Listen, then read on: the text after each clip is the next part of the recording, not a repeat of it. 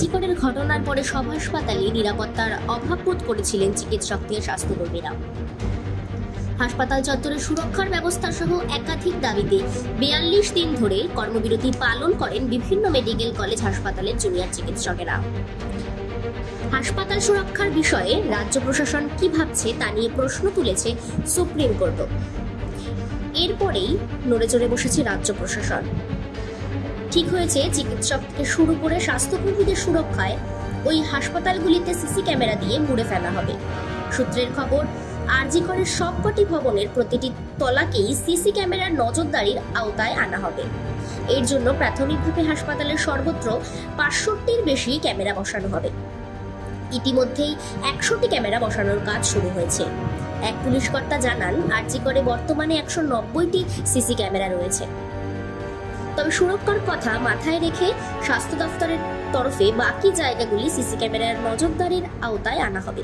এর জন্য পুলিশের তরফে হাসপাতাল কর্তৃপক্ষের সঙ্গে যোগাযোগ রক্ষা করতে হচ্ছে। বর্তমানে সেখানে নিরাপত্তায় রয়েছে ৩ কোম্পানি কেন্দ্রীয় বাহিনী, সঙ্গে থাকছেন কলকাতা পুলিশের ৬০ জন পুলিশ কর্মীও। হাসপাতাল সূত্রের খবর, কলকাতা মেডিকেল কলেজে বর্তমানে রয়েছে ৩৩০টির বেশি সিসি ক্যামেরা, যা দিয়ে ওই হাসপাতালের বিভিন্ন ভবন থেকে শুরু করে গোটা চত্বরে নজরদারি করা হয়ে থাকে। প্রাথমিকভাবে ঠিক হয়েছে ওই হাসপাতালের সবকটি ভবনের প্রতিটি তলায় সিসি ক্যামেরা বসানো হবে। সেজন্য সেখানে নতুন করে বসবে প্রায় ৪০০টি সিসি ক্যামেরা,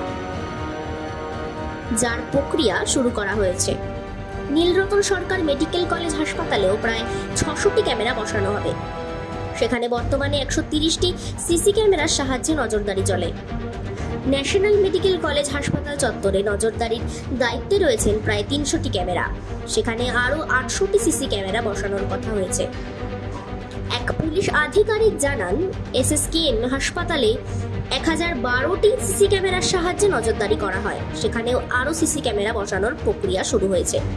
এছাড়া এমআর বাঙুর হাসপাতাল, বিসি রায় শিশু হাসপাতাল সহ শহরের বহু হাসপাতাল চত্বরে সুরক্ষার স্বার্থে সিসি ক্যামেরার সংখ্যা বাড়ানো হচ্ছে। এজন্য পুলিশের সঙ্গে হাসপাতাল কর্তৃপক্ষের বিস্তারিত আলোচনা হয়েছে বলেও জানা গিয়েছে। Bureau report, sky TV Bangla.